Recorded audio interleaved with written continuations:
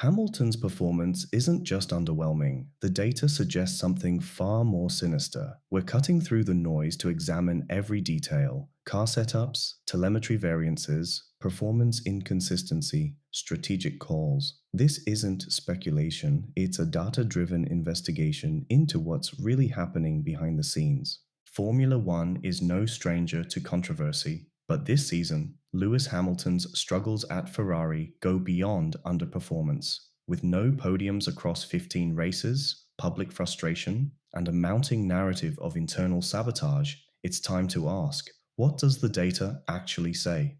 Today, we're diving deep into telemetry, race anomalies, and team behavior to separate fact from speculation. Firstly, let's dive into performance anomalies and telemetry insights. Silverstone qualifying breakdown. Hamilton locked fifth despite showing potential for front row early in the weekend. Telemetry revealed he lost 0.195 seconds in turn 4 compared to his ideal laps due to oversteer entering the final corners. His minimum speed in that section was the slowest on the grid, an undercut that cost him dearly. Saudi Arabia sector analysis. Hamilton lagged significantly behind in sectors 1 and 3, while matching Leclerc in Sector 2, suggesting struggles with braking zones and traction, possibly linked to adjusting to Ferrari's engine braking characteristics. His Q3 lap was not an improvement over Q2 either. Ferrari SF25's complexity. Hamilton described the SF25 as one of the most demanding cars he's driven in years, citing tire degradation and lack of low-speed turn-in grip, hindering consistency across races. Dutch Grand Prix crash and streak. In the damp Zandvoort conditions, Hamilton lost control at turn 3, crashing out on lap 22, marking his first DNF with Ferrari and extending his podium-less streak to 15 Grands Prix, the second longest in Ferrari history.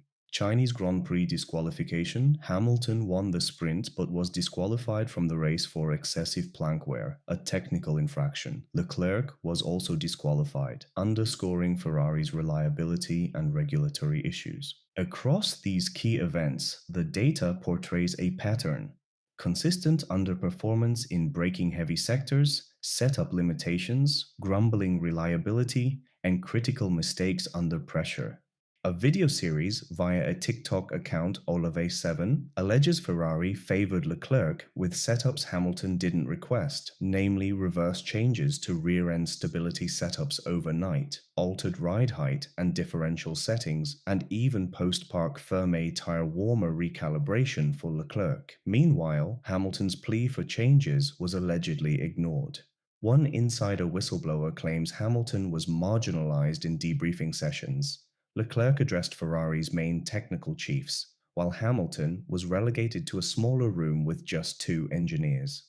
Officially, time-saving, but the source says it looked like political isolation.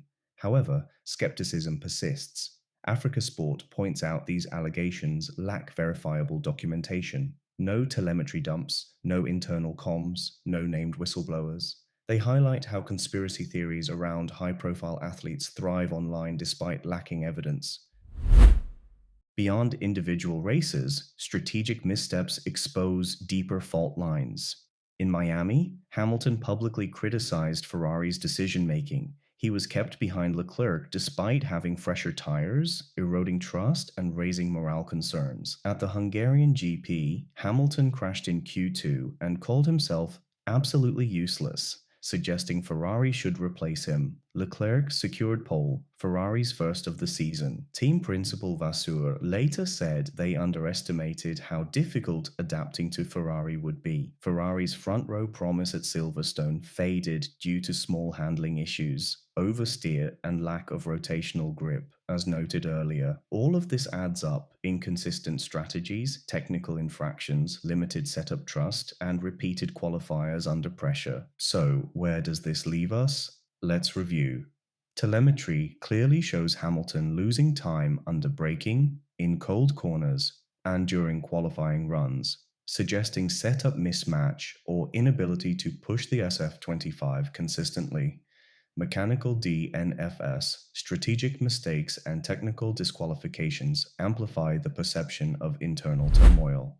Sabotage claims remain unverified, a mix of fan driven speculation and selective narratives without hard proof. Team communication and strategy breakdowns are real and documented. It's a fault line Ferrari must address, not a smoking gun of intent. Hamilton's performance issues may feel sinister, but the data tells a different story. A challenging car, inconsistent strategy, and breakdowns, not sabotage.